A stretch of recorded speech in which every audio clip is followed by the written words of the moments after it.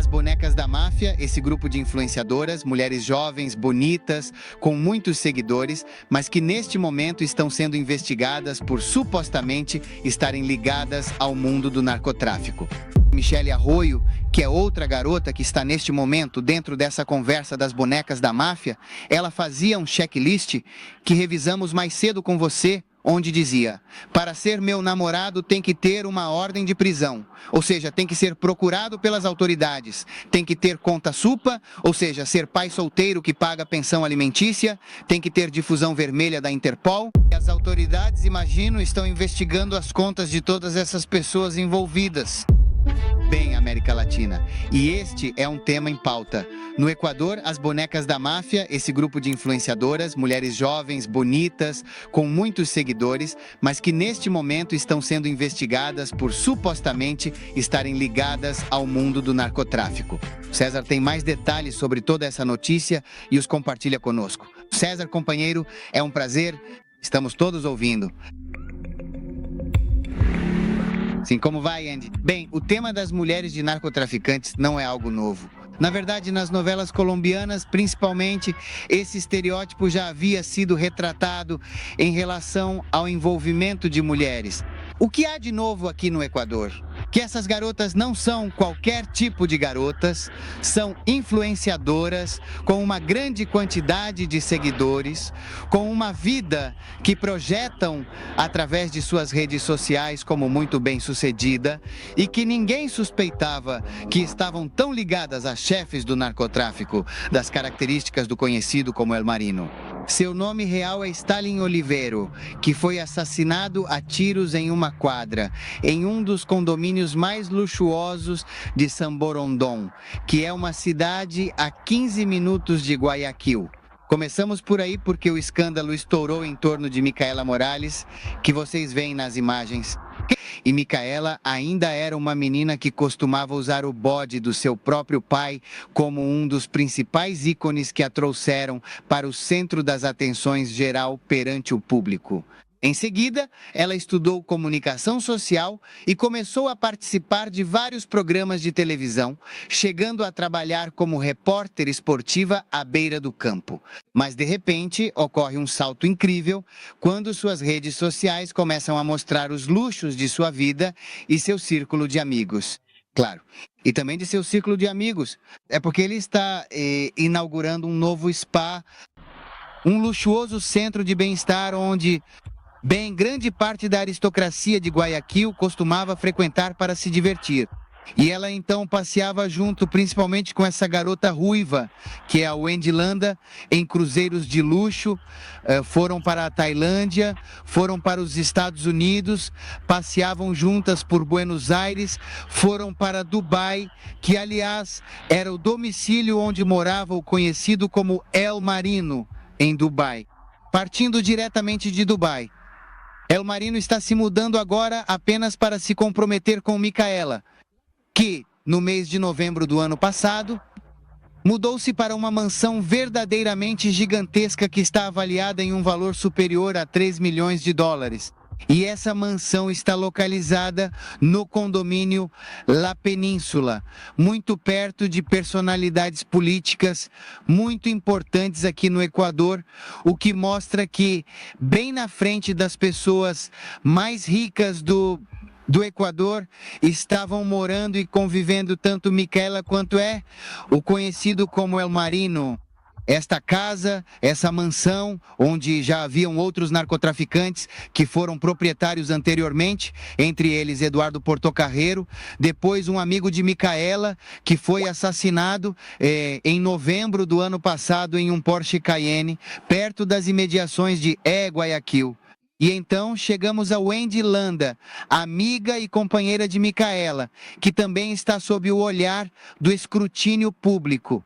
Ela havia transformado sua vida projetando o mesmo, uma vida luxuosa, com cirurgias corporais que mudaram sua realidade. Vamos ouvir uma publicação que Landa fez sobre isso.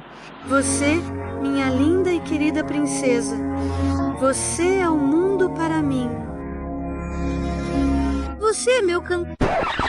Renator, o carro mais poderoso que... Já existiu com tração 4x4 e 2 turbomotores. Esse sim é todo... Você, minha linda e preciosa princesa. Você é todo o meu mundo para mim. Você é meu Venator, o carro mais poderoso que já existiu. Com tração 4x4 e 2 turbomotores. Esse sim é todo... Você é a minha mais linda e querida princesa. Bem, estávamos assistindo a esses vídeos, o conteúdo de Wendy Landa, César. Outra que se junta a essa lista de mulheres que mostram esse estilo, né, de uma mulher bem-sucedida, bonita, ativa nas redes sociais. Mas hoje, o que nos faz falar delas não é a quantidade de seguidores ou de visualizações, e sim o que há por trás dessas contas. É isso mesmo.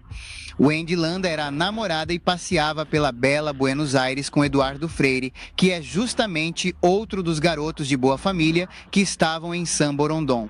E paradoxalmente ele também tinha sido ex-namorado de Micaela Morales, ou seja, eles compartilhavam os namorados, até que Micaela acabou se comprometendo publicamente com o Ali Azel Marino em foi uma celebração muito chamativa, onde colocaram luzes de neon. Ele pediu ela em casamento, ela mostrou o anel, que certamente deve ter custado milhares e milhares de dólares. Mas a esse grupo também se junta outra garota.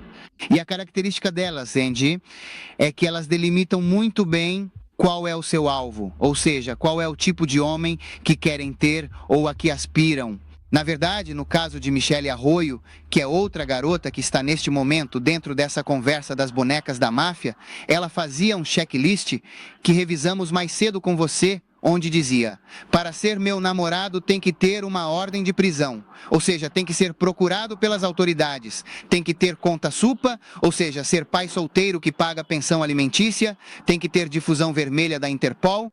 Ou seja, elas gostam dos caras maus. Praticamente é isso que Michelle estava dizendo, que também afirmava que, para ela, um homem tem que pagar absolutamente tudo. Vamos ouvir o que Michelle dizia em um de seus TikToks. Estou aqui pensando e analisando calmamente uma coisa. E a verdade é que nunca, absolutamente nenhum homem que gostou de mim ou que me cortejou me fez pagar nem mesmo um simples sorvete. Aliás, eu nem saberia como reagir diante de um homem que... não sei, que me convidasse para comer ou para sair e me dissesse: é tanto da sua parte, ou vamos dividir para 2, ou 50-50, ou não sei, ou que depois me levasse para tomar um café e dissesse: o café custa tanto. Na verdade, eu não saberia como reagir e gostaria de praticar caso algum dia isso aconteça comigo. Graças a Deus isso nunca aconteceu comigo, mas só imaginem esse cenário. E acho que o mais sensato que eu faria, caso alguém queira... Quer dizer, se estivermos jantando e a pessoa disser algo como: você tem que pagar tanto, ou esta é a sua parte, ou dividimos, eu diria: sim, ok, quanto é a minha parte? Eu pagaria, ou seja, daria o dinheiro, obviamente, até mesmo com a minha parte da gorjeta. Estou me despedindo, nem vou deixar ele me levar para casa, não sei, isso me deixaria muito brava. Eu simplesmente me despeço, chamo um táxi ou saio do carro, o que for preciso, dependendo da situação, e nunca mais o vejo na minha vida. Bem, é bastante claro. Ela diz: qualquer um que sair comigo não acho que suportaria se me pedisse para pagar nem sequer um sorvete, César.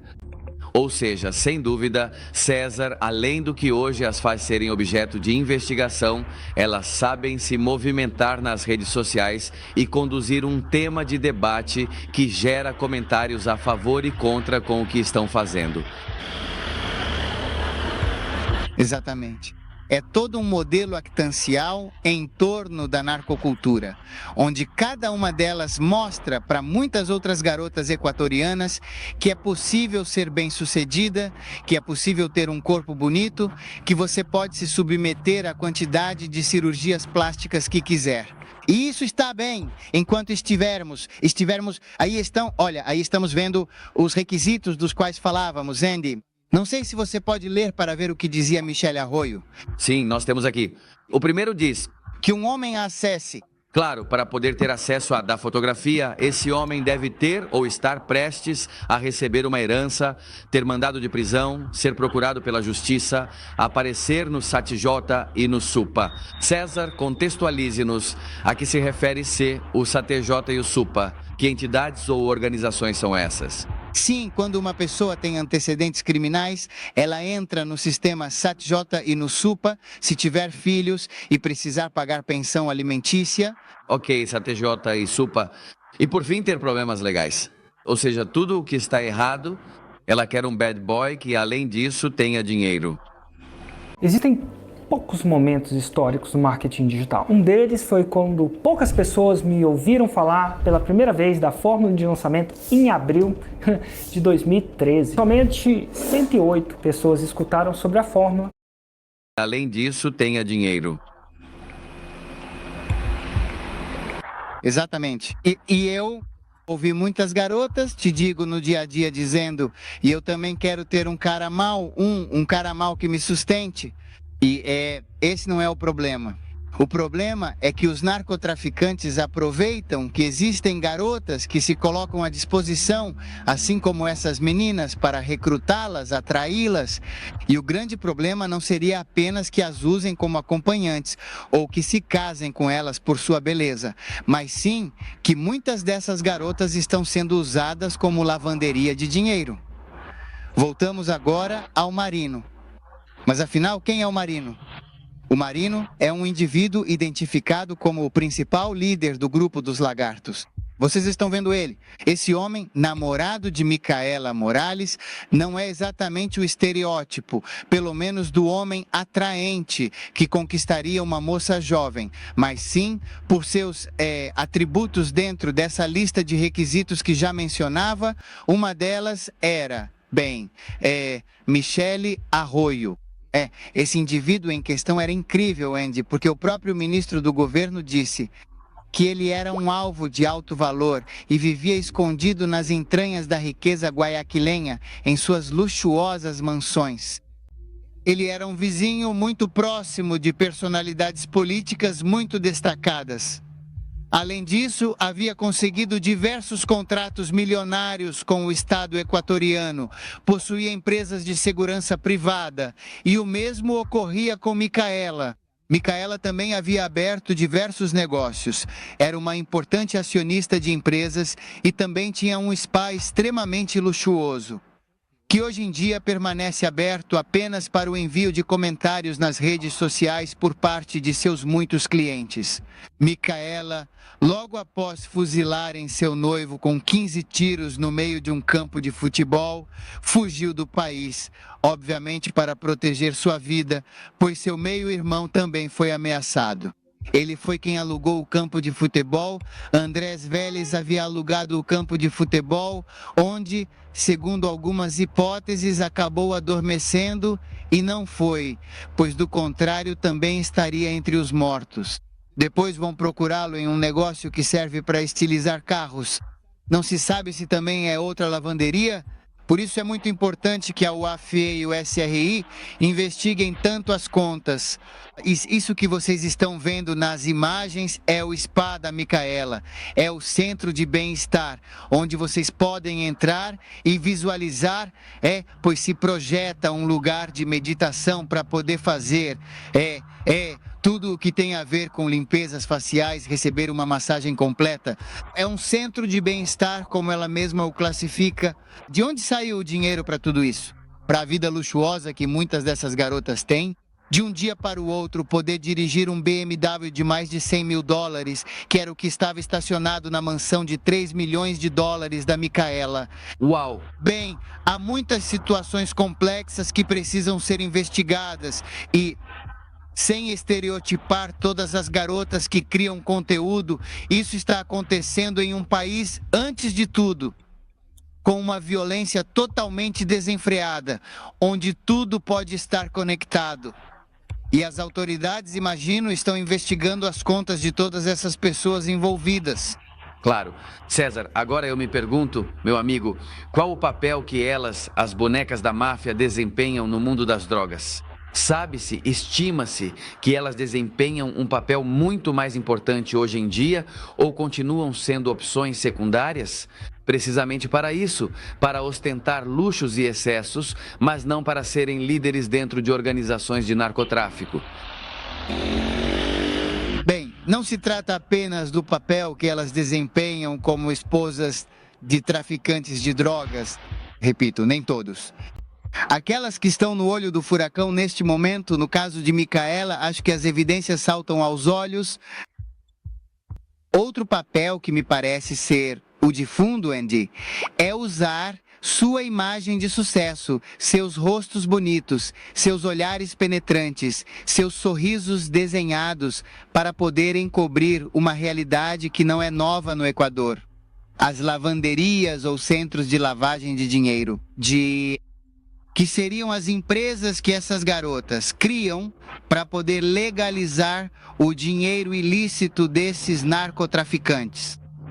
Em alguns casos, usam as garotas para isso, ou em casos como o do Marino, ele mesmo se colocou em empresas de segurança, teve contratos com GATs municipais, GATs provinciais, para oferecer serviços de vigilância, ou seja, é como o lobo cuidando das galinhas, tal qual o narcotraficante que finge estar protegendo aqueles que logo depois ele mesmo passa a ameaçar e a intimidar.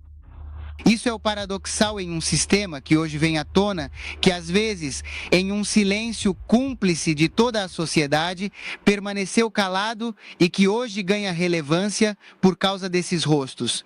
Há muitos mais, há garotas que estão diretamente ligadas a chefes do tráfico que praticamente faziam o papel que vimos nas novelas colombianas: acompanhá-los, ser suas esposas, criar seus filhos. Mas, neste caso, o papel avança um degrau a mais, chegando a ser cúmplices dessa situação, que é o que precisa ser determinado. Tudo isso está em suposições, é claro. Tudo isso precisa ser corroborado pelas instituições. Mas que aqui tem algo estranho, realmente tem algo estranho, Andy.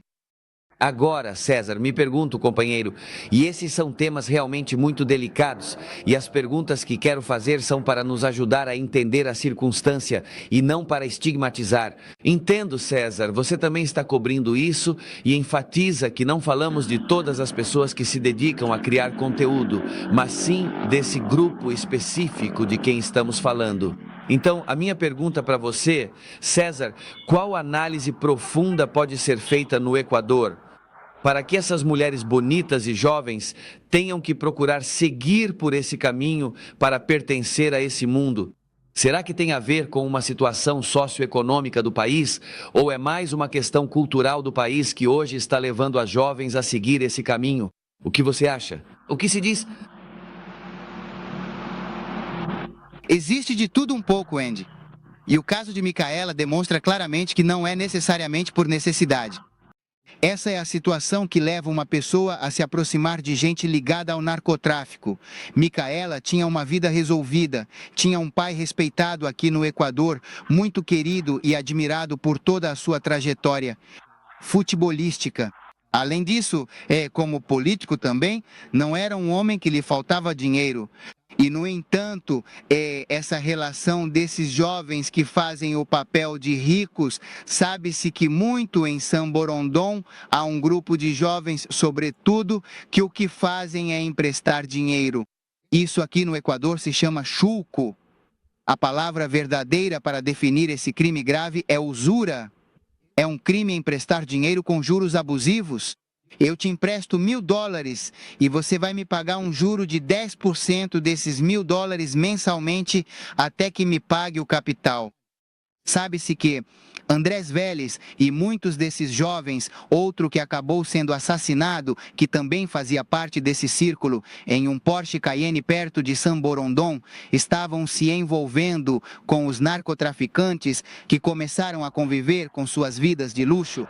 E isso é interessante porque outra metodologia de lavar dinheiro é: eu te empresto um capital como narcotraficante e você começa a emprestar para seus amigos ricos que precisam de dinheiro para, não sei, abrir uma empresa, montar um negócio e depois você me paga o capital e fica com os juros. Isso é um crime, chama-se usura e é preciso dizer isso com todas as palavras. Agora, isso também tem se expandido para diferentes estratos sociais. Também haverá a garota por Para te dar um exemplo, a rainha de Puerto Lopes, onde ontem apareceram 5 cabeças penduradas, ela está desaparecida há mais de 2 meses e foi vista junto a um dos chefes que estava operando em Puerto Lopes. Essa é uma garota humilde, uma garota do interior, que também, ao ver essas outras garotas projetadas em uma imagem de luxo, de viagens pelo mundo, de sucesso, de roupas luxuosas, de grandes marcas que as patrocinam, também quer o mesmo, quer acessar o caminho fácil. E essa é a mensagem que está afetando essa narcocultura que está nas redes sociais, que está em cada um dos lares dos nossos filhos, onde eles olham e dizem: uau, algum dia eu gostaria de ser essa garota. E acabam ou deixando de estudar, ou deixando de planejar uma vida independente e pensam que isso é fácil. É nisso que devemos colocar ênfase. Por trás disso, há assassinatos, há massacres, há dor, há pessoas que se contaminam com as drogas e, lamentavelmente, a alma dessas garotas acaba se entregando ao serviço do dinheiro, desse sistema corrupto. Obrigado, César, colega, por tornar essa situação tão clara para nós. É um tema que está sendo discutido hoje em dia. Esta é uma questão que atrai a atenção do Equador e da América Latina. Isso convida naturalmente cada país a revisar e verificar se esse padrão se repete em outros países da região. Vamos fazer uma pequena pausa, César. Entrarei em contato assim que voltar.